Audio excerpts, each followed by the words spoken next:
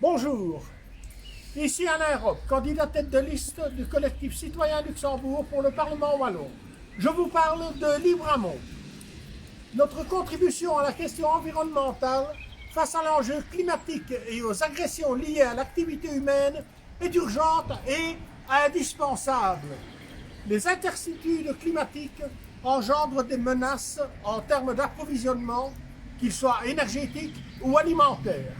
Ces menaces exigent notamment des réponses individuelles et locales compatibles avec des objectifs globaux de réduction du CO2. Vous l'aurez compris, les énergies sont donc un point crucial de notre projet. Laissez-moi donc vous présenter notre 5e effectif pour la liste 23, Nicolas de Frécheux. Nicolas est, de par ses activités professionnelles et associatives, actif dans le domaine des énergies renouvelables. Il était donc tout naturel de vous le présenter grâce à cette thématique qu'il affectionne particulièrement. Voici Nicolas de Frécheux. Bonjour.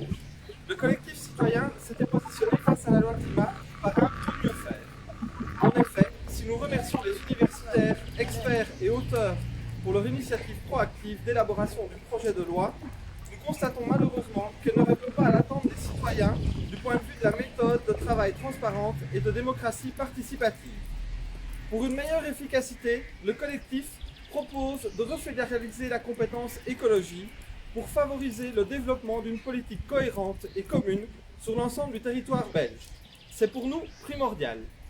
En matière de consommation d'énergie, nous demandons au pouvoir public de montrer l'exemple en mettant en place les mesures nécessaires pour une meilleure efficacité énergétique, par exemple l'isolation des bâtiments publics, de meilleurs systèmes de chauffage, qui permettent une diminution de la consommation énergétique et une amélioration du confort, tout en réduisant notre dépendance aux énergies fossiles.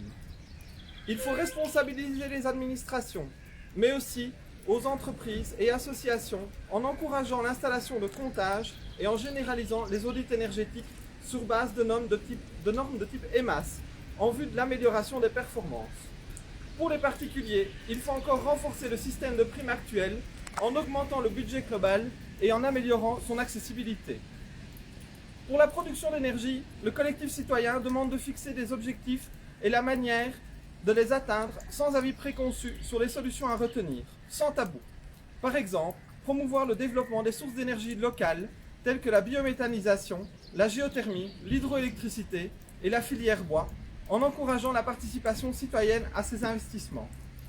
Il faut réfléchir avec le citoyen à une transition écologique qui prend en compte l'évolution des besoins réels et la problématique de l'énergie nucléaire au regard de la nouvelle technologie, dans l'hypothèse où cette énergie nucléaire serait indispensable pour pallier à un manque d'approvisionnement. Le collectif citoyen refuse de vous faire de vaines promesses et de vous mentir. Le chemin vers l'autonomie énergétique et la diminution de la dépendance aux énergies fossiles ne sera pas facile. Il faudra faire d'importants investissements et des sacrifices. Il nous faudra, par exemple, adapter les modes de consommation pour réduire le CO2, sanctionner les comportements individuels non respectueux dans l'environnement. Et, en même temps, garantir aux citoyens que les moyens dégagés par ces amendes, taxes et redevances soient effectivement utilisés à améliorer la situation environnementale. Nous n'accepterons pas d'être les seuls à passer à la caisse, à devoir s'adapter. Il faut une juste répartition entre les efforts faits par les citoyens et ceux qui doivent être réalisés par les pouvoirs publics et les entreprises. Merci de m'avoir écouté.